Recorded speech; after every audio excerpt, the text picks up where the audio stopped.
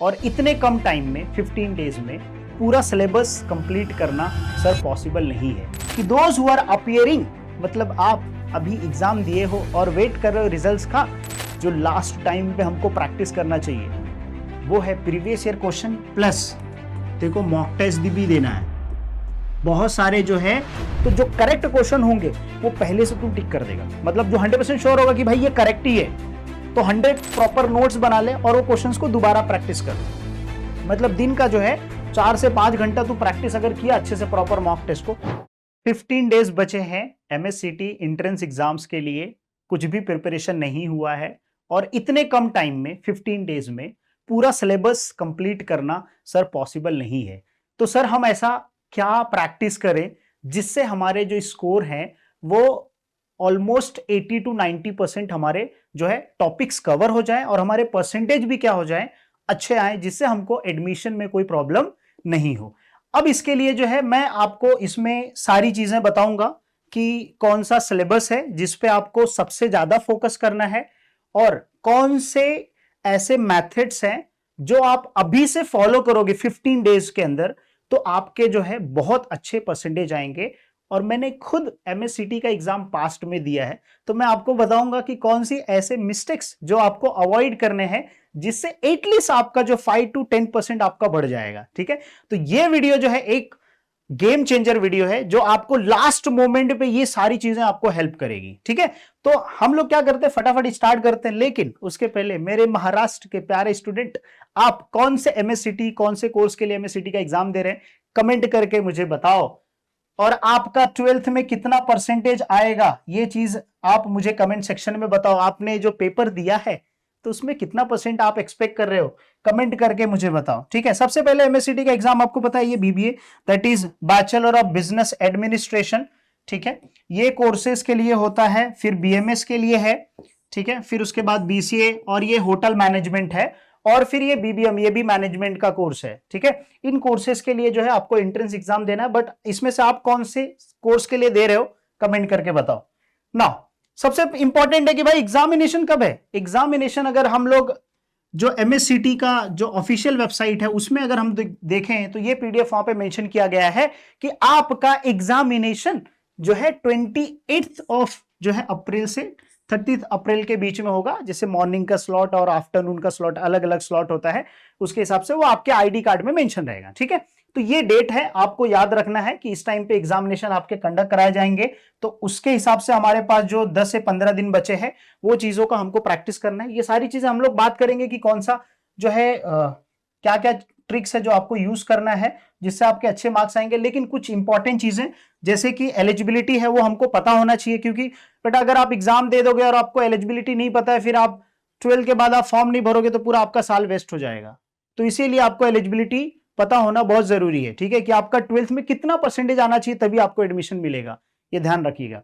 ठीक है, तो सबसे पहले कि भाई वो इंडियन सिटीजन होना चाहिए। ठीक है, मुझे पता है मेरे महाराष्ट्र के सभी दोस्त सभी स्टूडेंट जो है सब जो है इंडियन सिटीजन कंपलसरी है। Now candidate should have the pass 10+2। Sir यहाँ पे बोल रहे हैं कि जो कैंडिडेट 10+2 मतलब 10वीं और 12वीं मतलब ये दोनों पास होना चाहिए तभी वो दे सकता है। लेकिन जो बच्चे अभी अपीयर कर सकते हैं वो भी दे सकते हैं, ये चीज याद रखिएगा। यहाँ पे अपीयरिंग का भी बताया है कि दोज हु आर अपीयरिंग मतलब आप अभी एग्जाम दिए हो और वेट कर रहे हो रिजल्ट्स का, तो जो है वो भी एग्जाम्स दे सकते हैं। ठीक है, ये चीज यहां पे मेंशन किया। एक सबसे इंपॉर्टेंट जनरल कैटेगरी के लिए 45% का जो है एग्रीगेट होना चाहिए, प्लस जो रिजर्व कैटेगरी है जो इकोनॉमिक बैकवर्ड कैटेगरी है उनके लिए कितना परसेंट बोला है 40%। ये भाई परसेंटेज क्राइटेरिया बहुत इंपॉर्टेंट रखता है, लास्ट मोमेंट पे आपका एडमिशन कैंसिल हो जाएगा, इसीलिए जो है परसेंटेज ध्यान से देखना। ठीक है, जब भी आप एडमिशन लोगे ना। अब ये जो टॉपिक है ना ये सबसे इंपॉर्टेंट है। क्यों? क्योंकि यही डिसाइड करेगा आपका कितना परसेंटेज आएगा। क्यों ये डिसाइड करेगा? क्योंकि आप सारी चीजें तो इतने कम टाइम में तो कंप्लीट करने वाले नहीं हो, तो कौन से ऐसे टॉपिक्स हैं, हाँ मैं आपसे बोल रहा हूं कौन से ऐसे टॉपिक्स हैं। इधर देख बेटा, ये जो टॉपिक्स हैं इसमें से कौन से ऐसे टॉपिक्स हैं जो तुझे बहुत अच्छे से आता है और वही सबसे पहले प्रिपरेशन करना है। ठीक है, तो अगर हम लोग देखें इंग्लिश लैंग्वेज का यहाँ पे 30 दिया है। अगर हम लोग लास्ट का जब बेटा तू प्रीवियस ईयर का क्वेश्चन पेपर देखेगा तो उसमें जो है 40 40 मार्क्स का था, लेकिन ये अभी 30 मार्क्स का कर दिया है, और यहाँ पे 15 का होता था, ये जो है अभी 20 का कर दिया। तो यहाँ से 10 मार्क्स इधर जो है वेटेज मेंशन कर, मतलब चेंज कर दिया, ये ध्यान रखना, ठीक है। तो अभी जो हमको फॉलो करना है वो कौन सा फॉलो करना है, ये 30 मार्क्स का, ये 30 मार्क्स का कौन सा आएगा आपका, रीजनिंग आएगा, जिसमें वर्बल और अर्थमेटिक दोनों रहेगा, मैथमेटिक्स, फिर जनरल नॉलेज 20 मार्क्स का, और फिर लास्ट में जो है आपका कंप्यूटर का बेसिक। ये जो है आपके टोटल कितने मार्क्स का होगा, 100 मार्क का पेपर होगा, ठीक है। अब बोलोगे सर ये आप क्यों बता रहे हो, भाई सबसे ज्यादा इंपॉर्टेंट यही होता है, कोई भी आप एग्जाम दे रहे हो तो उसका सिलेबस क्या है वो पता होना हमको बहुत जरूरी है। अब इंग्लिश में जो है आपको कौन कौन से टॉपिक सबसे पहले करने चाहिए, ठीक है, और जिससे आपका 30 मार्क्स कवर हो, ठीक है। फिर उसके बाद आप इसमें देख सकते हो आपका रीडिंग कंप्रिहेंसिव है, इसमें इंक्लूड क्या कर रहा है, इंक्लूड सबसे पहले आपका ग्रामर आएगा, ठीक है, वोकैबुलरी आएगा, फिर सेंटेंसेस रहेगा, सिनॉप्स, देखो ये वाला टॉपिक ग्रामर, वोकैबुलरी, ठीक है, ये सारे जो वर्ड होते हैं, ये फ्रेसेस, ये सारे जो वर्ड, ये सारे जो टॉपिक्स हैं ये बहुत ज्यादा इंपॉर्टेंट रखते हैं, ठीक है। दूसरा रीजनिंग का, अब देखो अपने पास टाइम बहुत कम है, तो अपने को ये प्रैक्टिस 30 मार्क के लिए आप क्या कर सकते हो, इसमें से जो भी आपको लगता है कि भाई मेरे लिए ये इजी है, ठीक है, मतलब इसमें जो बेसिक जो क्वेश्चंस होते हैं वो अगर मेरे लिए इजी है वो मैं इसमें से प्रैक्टिस करूंगा, ठीक है। अब उसके बाद अच्छा देखो इसमें से कैसे आपको पता चलेगा सर इसमें हमको कैसे प्रैक्टिस करना है, तो उसके लिए सबसे पहले क्या करना पड़ेगा आपको, पीवाईक्यू, क्या करना पड़ेगा आपको, प्रीवियस ईयर के जो क्वेश्चंस पेपर है वो उठाने पड़ेंगे, और इस टॉपिक से कौन कौन से क्वेश्चन पूछे वो आपको देखने पड़ेंगे, ठीक है, जिससे अपने को पता चल जाएगा। सबसे अच्छा अपने पास ये है भाई, कंप्यूटर का बेसिक 20 मार्क का दे रहा है, मतलब जो है आप कंप्यूटर का जैसे एक्सेल हो गया, वर्ड हो गया, या कोई फाइल सेव करना होता है, या फिर कंप्यूटर का मतलब लाइक कंप्यूटर के जो हिस्ट्री है उसके बारे में, या जो स्टोरेज हम लोग बोलते हैं एसएसडी बोलते हैं, एसडीडी बोलते हैं, ये सारे जो छोटे छोटे टॉपिक्स होते हैं ना, जनरल नॉलेज वाले टॉपिक कंप्यूटर से रिलेटेड, अगर आपने 12th में आईटी लिया रहेगा 11th में, तो आपके बहुत सारे बेसिक्स कवर हुए रहेंगे।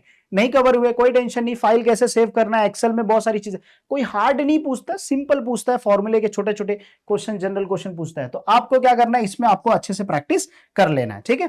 तो ये आपका मेजर सिलेबस है। अब जैसे मैंने बताया कि भाई इतने कम टाइम में सारा तो प्रिपरेशन करना जरूरत नहीं है, तो सर इसमें हम कौन सा प्रिपरेशन करें, तो उसके लिए मैं आपको बताता हूं कि सबसे पहले अपने को ये वाला रूल यूज करना है, 80-20 रूल। अब बोलोगे सर ये वाला रूल हमने बहुत बार देखा है, लेकिन सर इसको क्या होता है, कैसे करना है, वो चीज आप बता दो। देखो अपने को जो टॉपिक है ना उसमें से ये 80-20 रूल फॉलो करना, मतलब those who are important topic, जो सबसे ज्यादा इंपॉर्टेंट टॉपिक है बेटा वही सबसे पहले देखो उठाना है। जैसे मैंने यहां पे लिखा है इंग्लिश में जो है वोकैबुलरी वाला बताया था, ये वाले टॉपिक्स जो है पहले ग्रामर, जो बेसिक ग्रामर से ये सारे टॉपिक क्या करना है सबसे पहले कंप्लीट करना है। अगर रीजनिंग में देखेगा तो जो सीरीज वाला है कोडिंग डिकोडिंग, इसके ऊपर तो पक्का क्वेश्चन बनते ही है, ठीक है। ऑड वन आउट, ये सारे जो टॉपिक आप पहले कर ले। फिर जीके के जैसे स्टैटिक, जो करंट में अभी बहुत सारे इवेंट हो रहे हैं, करंट में बहुत सारे इवेंट जैसे आईपीएल मैच के रिगार्डिंग हो सकता है, वर्ल्ड कप के रिकॉर्डिंग मतलब रिगार्डिंग हो सकता है, या फिर कोई पॉलिटिकल से रिलेटेड हो सकता है, मतलब करंट में जो चल रहा है ना अपने महाराष्ट्र के आसपास ना, पहले वो सारे करंट अफेयर देख लो, ठीक है। अब ये करंट अफेयर आपको कहां से मिलेंगे, बहुत सारे न्यूज़पेपर्स रहेंगे, ठीक है, वो आप रेफर कर सकते हो। ऑनलाइन बहुत सारे जो कोई ऐसे ऐप है जहां पे करंट अफेयर्स के हैं, या आप ऑनलाइन यूट्यूब पे भी क्या कर सकते हो, सर्च कर सकते हो, जहां पे ट्राई करो कि एटलीस्ट 200-300 एमसीक्यूज आप इसमें से कर लो। बोलोगे 200-300 एमसीक्यूज, देखो 1 घंटे का वीडियो देखोगे तो आपका 50 से 100 एमसीक्यूज आराम से कवर हो जाएगा, ठीक है।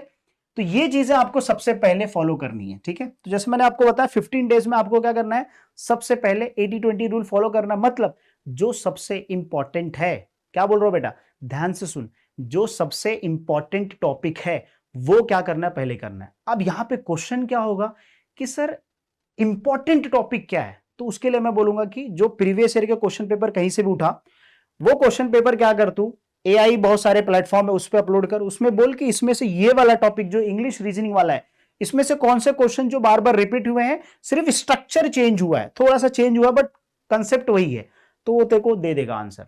तो उससे तू निकाल ले कि भाई यहां ये टॉपिक्स बार बार रिपीट हुए हैं और ये टॉपिक के ऊपर वापस क्वेश्चन आ सकता है। अब वो अलग टाइप में आएगा बट उसी टाइप का क्वेश्चन रहेगा, वो कर सकता है। जैसे कोडिंग डिकोडिंग वाले टॉपिक में देख ले कौन से क्वेश्चन किस टाइप के आए हैं, तो वो जो है आप तेरे को प्रीवियस ईयर का जब क्वेश्चन पेपर देखेगा तब तुझे समझ में आएगा, ठीक है। तो उसके लिए क्या करना है, जैसे मैंने यहां पे लिखा है प्रीवियस ईयर के क्वेश्चन पेपर, जहां से भी मिले भाई प्रीवियस ईयर का क्वेश्चन पेपर उठा ले।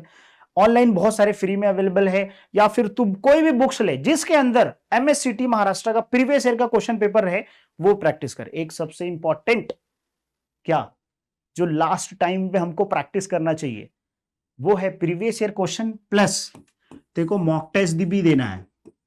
बहुत सारे जो है क्या होते हैं, मॉक टेस्ट होते हैं, ऑनलाइन अवेलेबल होते हैं या बुक्स में होते हैं, वो सारे तेरे को मॉक टेस्ट चेक करना है, ठीक है।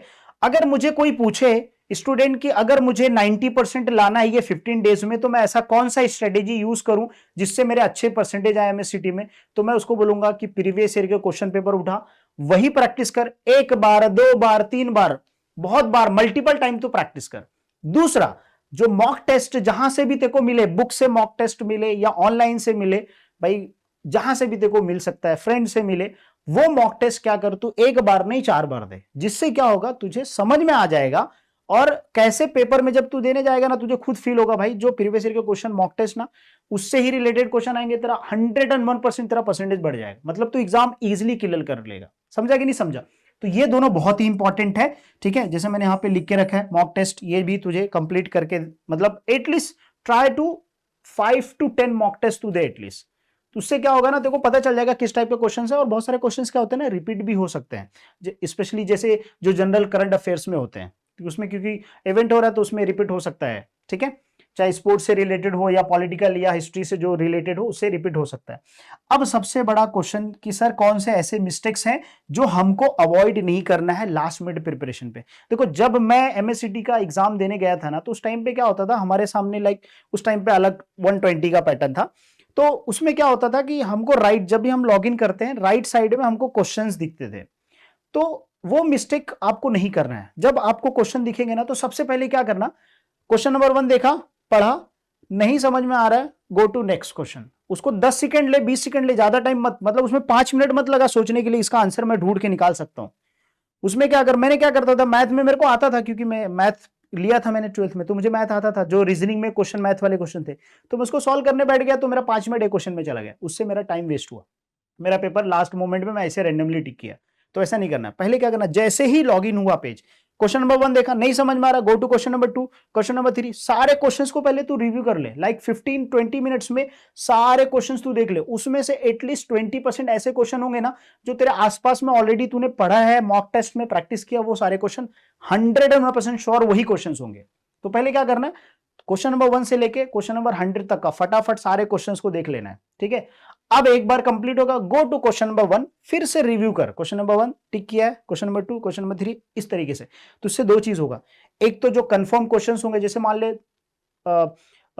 50 के बाद क्वेश्चंस, उसमें से बहुत इजी जो क्वेश्चन थे, लेकिन तूने लास्ट मोमेंट पे उसको ओपन किया, तो उसमें बहुत सारे रैंडमली गलत टिक कर देगा। लेकिन पहले से जब तू देखेगा सारे क्वेश्चंस को, तो जो करेक्ट क्वेश्चन होंगे वो पहले से तू टिक कर देगा, मतलब जो 100% श्योर होगा कि भाई ये करेक्ट ही है, तो 101% करेक्ट है, मतलब वो तेरा आंसर करेक्ट ही है।